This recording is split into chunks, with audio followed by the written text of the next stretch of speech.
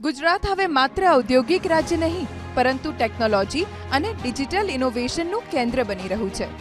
Gift સિટીથી લઈને semiconductor hub, IT પોલિસીથી લઈને digital સાક્ષરતા સુધી રાજ્યની ભૂપેન્દ્રભાઈ પટેલની સરકારે ભવિષ્યની અર્થવ્યવસ્થાને ધ્યાનમાં રાખીને અનેક મોટા પગલાં લીધા છે. ગિફ્ટ સિટી આજે ભારતનું પ્રથમ ગ્લોબલ ફાઇનાન્શિયલ અને ટેક હબ બની ગયું છે. આંતરરાષ્ટ્રીય ફાઇનાન્શિયલ સર્વિસીસ સેન્ટર તરીકે વિકસિત થઈ રહેલું ગિફ્ટ સિટી હવે ફિનટેક, એઆઈ, બ્લોકચેન અને ડિજિટલ બેન્કિંગ માટેનું મહત્વપૂર્ણ કેન્દ્ર બની ગયું છે. વૈશ્વિક આઈટી કંપનીએ પણ ગિફ્ટ સિટીમાં પોતાનું ડેવલપમેન્ટ સેન્ટર શરૂ કર્યા છે, જ્યાં એઆઈ, ડેટા એનાલિટિક્સ અને ક્લાઉડ ટેકનોલોજી આધારિત ફિનટેક સોલ્યુશન્સ પર કામ થઈ રહ્યું છે. પ્રધાનમંત્રી નરેન્દ્રભાઈ મોદીની વિઝનરી લીડરશિપમાં નિર્માણ થયેલું ગિફ્ટ સિટી દેશના ફિનટેક હબ તરીકે ખ્યાતિ પામ્યું છે. ગિફ્ટ સિટીની વિશેષતાઓની વાત કરીએ તો આ ભારતનું પ્રથમ આઈએફએસસી છે, એઆઈ અને ફિનટેક હબ છે. આંતરરાષ્ટ્રીય બેન્કિંગ અને ડિજિટલ સર્વિસીસ અહીંયા ઉપલબ્ધ છે. આઈટી અને એઆઈ ક્લસ્ટરનું આયોજન ગ્લોબલ ડેટા ગેટવે બનવાની દિશામાં આગળ. गिफ्ट सिटी वेल्थ और विजडम दोनों को सेलिब्रेट करता है.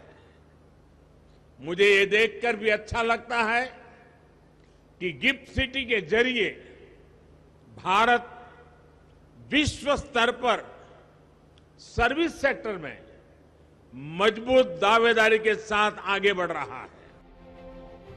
આઈટી અને આઈટીએસ ક્ષેત્રને પ્રોત્સાહન આપવા ગુજરાત સરકારે આઈટીઆઈટીએસ પોલિસી અને જીસીસી પોલિસી અમલમાં મૂકી. રાજ્ય સરકારનો ઉદ્દેશ ગુજરાતને ગ્લોબલ કેપેબિલિટી સેન્ટર્સ અને સ્ટાર્ટઅપ્સ માટેનું પ્રીમિયમ ડેસ્ટિનેશન બનાવવાનો છે. નવી જીસીસી પોલિસી હેઠળ 2030 સુધીમાં 250થી વધુ નવા જીસીસી યુનિટ સ્થાપવાના અને 50,000થી વધુ રોજગારી સર્જવાના લક્ષ્યાંક નક્કી કરવામાં આવ્યા છે. AI, deep tech, cyber security અને ડેટા સેન્ટર ક્ષેત્રે રોકાણ આકર્ષવા માટે રાજ્ય સરકારે વિશેષ પ્રોત્સાહન યોજનાઓ પણ અમલમાં મૂકી છે.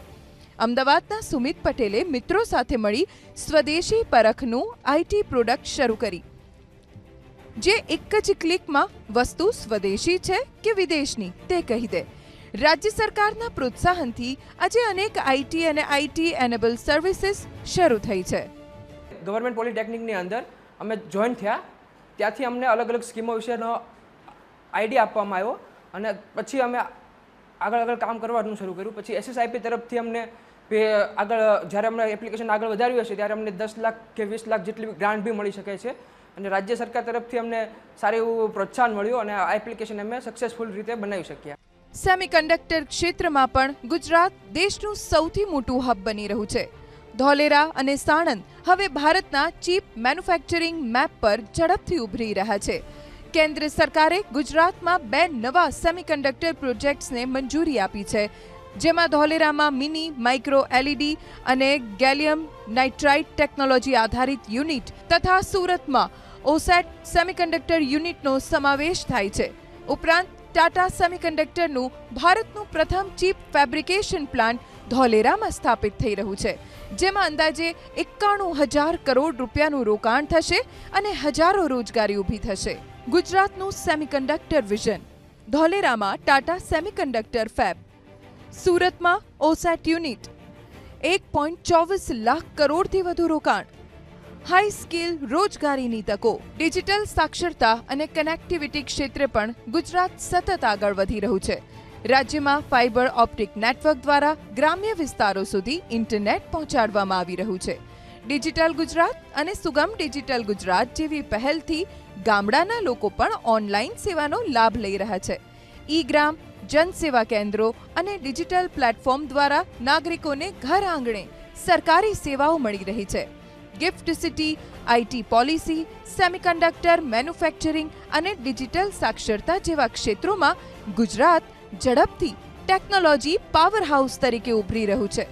ભવિષ્યની અર્થવ્યવસ્થાને ધ્યાનમાં રાખીને મુખ્યમંત્રી ભૂપેન્દ્રભાઈ પટેલના નેતૃત્વવાળી સરકારના આ પ્રયાસો ગુજરાતને ડિજિટલ અને ટેકનોલોજી ડ્રિવન સ્ટેટ બનાવવાની દિશામાં મહત્વપૂર્ણ માનવામાં આવી રહ્યા છે.